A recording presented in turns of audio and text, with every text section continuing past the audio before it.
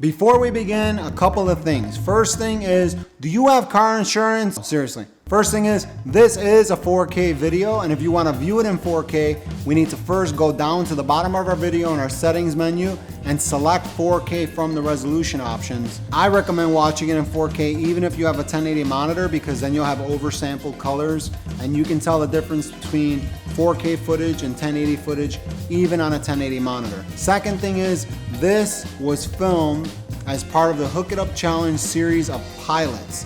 For testing purposes only, it's incomplete footage, but every time one of our editors sees the footage, they're totally blown away by this crazy comparison we do here. Even us mentioning the S5 versus a regular dedicated video camera, you know it's gonna be good. Hope you like it, hope you enjoy it. Here it goes.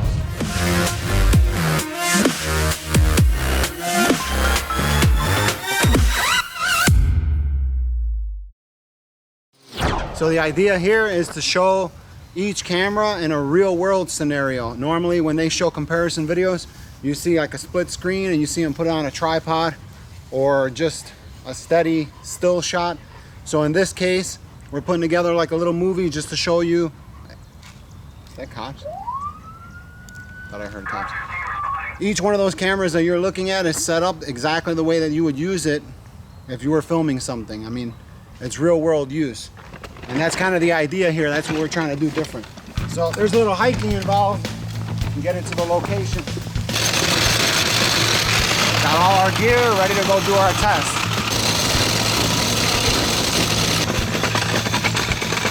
So we've been walking about 20-30 minutes now. We're almost to our location. I just want to stop here and take this opportunity to point out a couple things. So this scene right here is one of the type of lighting scenes people complain a lot when it comes to 4K. The 4K camera, the minimum illumination required is 4 lux. This camera here, which is AX-2000, Sony AX-2000, minimum illumination required according to the specs is 1.5 lux. The Samsung right there I'm not really sure of, but this is one of the lighting conditions people complain the most about when it comes to 4K. So here you can get a good idea of the comparison of the two. Hold on one second, let's take a quick look at this. Now this is one frame frozen out of the pan shot, and this gives you a great idea of the difference in quality of the three. Now no reason even talking about the 1080 footage at this point because it looks blurry next to the 4K footage, but between the Sony and the Samsung, I mean, the Samsung is a cell phone, or the three actually. You see 1, 2, 3, and let's continue on, be right back. We just arrived at our filming location. This is where we're going to be doing most of our comparison tests. I just wanted to point out really quickly that we're using the audio on the AX-100 for this video because that was the best audio of them all. Now we're using all of the internal mics on the S5, the AX-2000, and the Sony 4K camera. That's another judgment factor for you. So we're here at the field. This is where we're going to do most of our comparison testing. And the reason being is because green is the color that your eye is the most sensitive to. So here's our pooch number 1, sitzen, and here's our pooch number 2. Live. It's already excited, ready to go. You ready? Now side by side, there's no reason even looking at the 1080 footage between the Sony and the Samsung. It looks pretty close, but there's a little bit more color saturation with the Samsung, and with the Sony, the blacks look a little deeper, but I'm guessing that there might be a UV coating on the Sony lens from the factory. We're using the internal mics for the cameras because what we're trying to do is give you a real world comparison here.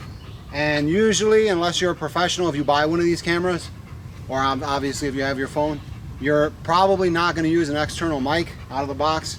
So I figured it's a good idea to show you a comparison between all three. And that gives you a good idea of what audio you're going to get. Oh! There's water there. Bring! And all this video is being taken with no UV filters or any kind of filters on this camera or this camera. The Samsung obviously has no filter, but these two, they have no filters. Again, we're testing them right out of the box. Here, bring, sits.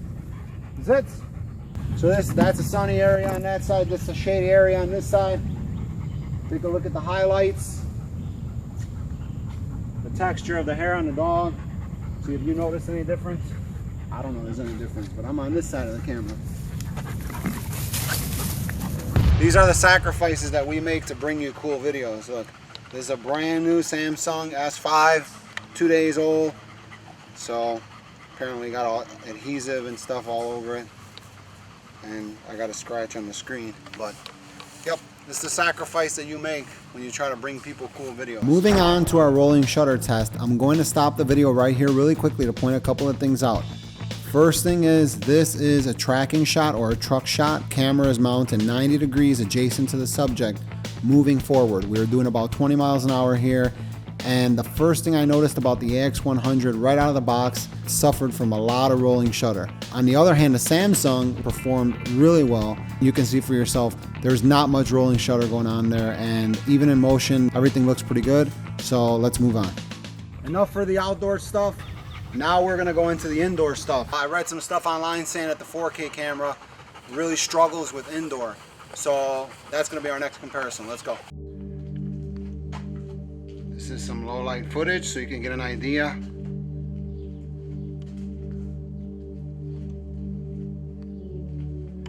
Now in this particular lighting situation, the AX-100 did better than the S5. The AX-2000 did better than both of them. Now the AX-2000 is a 1080 camera, it's not 4K, so it's much more sensitive to light, but I'm just gonna stop there and I'm gonna call the winner of this challenge the Samsung S5, based off of the fact that that phone can take video footage that looks like that is incredible. If I owned an S5, I don't think I would go out and buy a dedicated 4K camera if I needed to take some 4K footage on a budget. So based on that, the Samsung S5 is the winner of this challenge. If you disagree with me or you have another opinion, please post it below.